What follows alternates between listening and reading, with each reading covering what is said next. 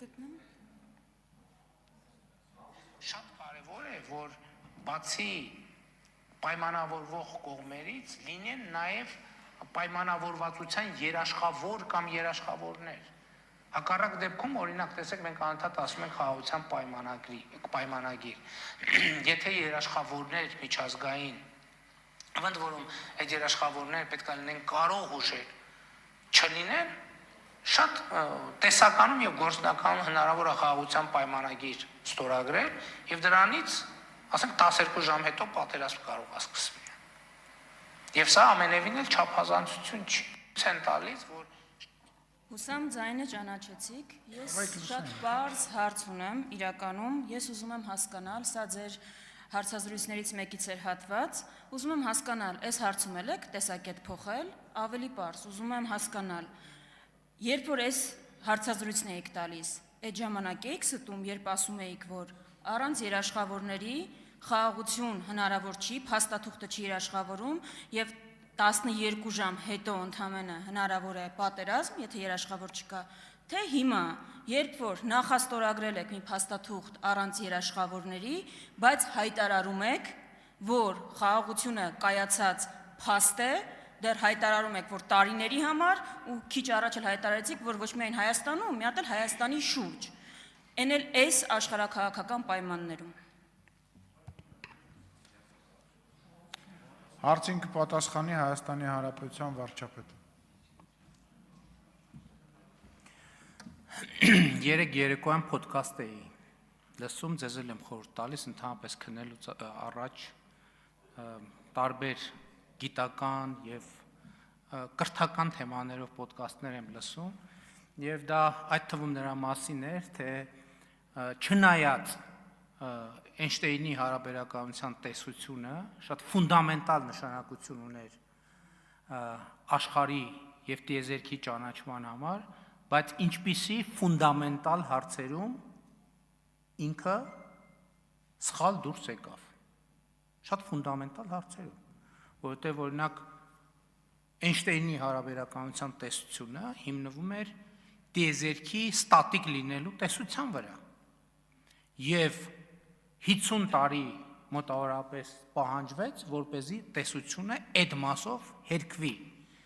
Ես նկատի ինչի համար եմ սա ասում, հիմա ոչ մեկ չի գնացել եւ Էյնշտեյնից իր Նոբելյան մրցանակը եւ մյուս դափնիները չի վերցրել, ընդհակառակը, ավելի բարձր են գնահատում, ինչու՞, որովհետեւ իմացությունը ճանապարհ է։ Նա ով չի փոխվում, մի հատվածի ասացված կա, տգետանա ով չի փոխվում։ Եթե աշխարհի ճանաչման հիման, աշխարհի եւ միջազգային հարաբերությունների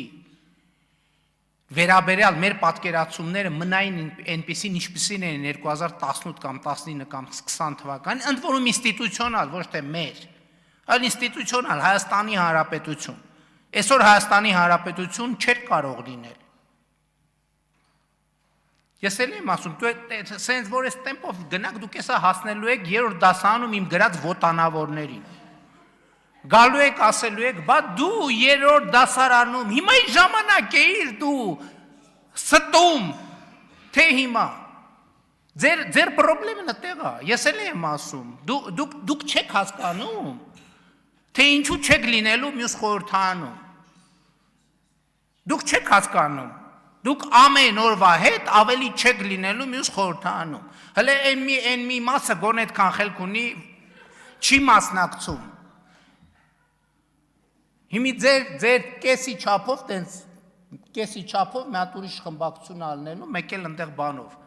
Երրորդ ուժն է, ինչպես ասում են բանով, դավեսկայով մի հատ է երրորդ ուժը ալնելու, որ դուք չեք լինելու։ Դա գիտեք ինչից է։ Ձեր հարցից է։ Որտեղ դուք չեք հասկանում, դուք այսօր ամեն ինչ ընկալում եք նենց, ոնց որ 3 տարի առաջ, 5 տարի առաջ, 10 տարի առաջ, 15 տարի առաջ, եւ էտա։ Այո, եւ մենք այսօր ունենք խաղաղություն։ Եվ մենք ունենք այսօր խաղաղություն, եւ մենք հասկացել ենք մի բան, որ եթե մենք մեր խաղաղության երաշխավորը չլինենք, մենք ոչ մեկ երաշխավորը չի լինի, որովհետև մեր խաղաղությունը մենակ մեզ է պետք։ Մենակ մեզ է պետք։ Ուրիշ ոչ մեկի մեր խաղաղությունը առնվազն ավելի շատ պետք չի։ Արձագանք։ Ավելի լավ է որոշ բաներ չհասկանալ, քան ձեր նման հասկանալով ստել։ Սա ձեր երրորդ դասարանի շարադրությունը չէր։ Սա ընդամենը մի քանի տարի առաջ, երբ բանակցում եք նախաստորագրած թղթի մասին, այդ Պետք է ասում եք, սենց է հասնելու է երրորդ դասարան։ Այդ չենք հասնի, տենց Ճիշտ է, սադոմազոխիստական հակումներ չկան։ Սա ընդամենը ձեր մի քանի տարի առաջ հարցազրույցից էր հատված, ու ես շատ պարզ բան էի ուզում, որ Հայաստանի Հանրապետության քաղաքացին տեսնի։ Դուք այս ամենը փաթեթավորեցիք Էշնենով հարաբերականության տեսությամբ, մի պարզ բան քողարկելու։ Փաստորեն ասացիք, որ այո, անկյունակարային հարցի շուրջ տեսակետ եք փոխել։ Հիմա 180 աստիճան հակառակ բանն եք ասում։ Ես Հայաստանի Հանրապետության քաղաքացուն մի պարզ ուղերձ ունեմ։ Հայաստանի Հանրապետության քաղաքացին ոչնչով ապահովագրված չի, որ դուք 6 ամիս հետո չեք գալու կանգնեք այդտեղ ու ասեք ես նորից եմ փոխվել, ավելի է ընդլայնվել իմ աշխարհայացքը եւ մտահորիզոնը։ Ու հիմա էլ ասում եմ ճիշտ հակառակը նրա, ինչ որ այսօր ստեղից եք ասում։ Ձեզ վստահելը հանցագործություն է։ Շնորհակալություն ձեզ։ Մի քանի տարի առաջ Հայաստանի Հանրապետությունը ուներ անվտանգության երաշխավոր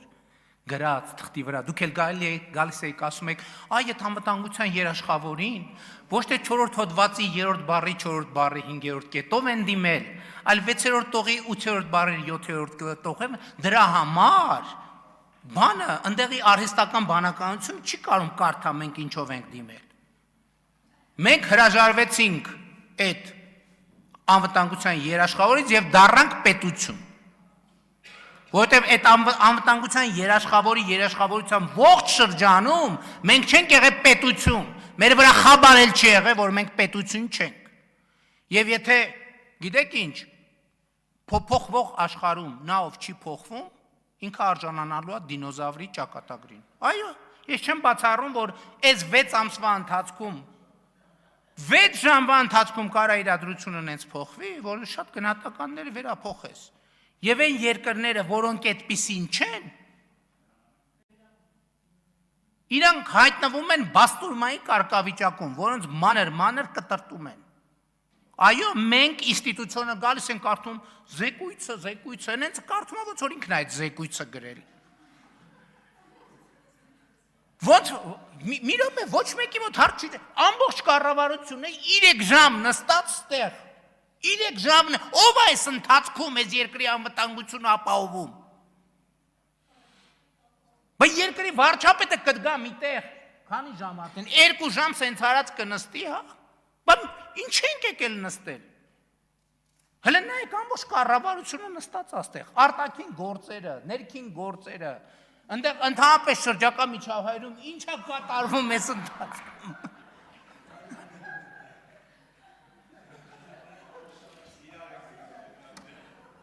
Լսեք, դուք երրորդ դասարանում եք, կներեք 1000 ներողություն։ Լիլիթ Գալստյան։ Այս միջավայրում լուրջ հարց հնչեցնել է իհարկե գնալով Վարդանում է, բայց այնուամենայնիվ փորձեմ հարցը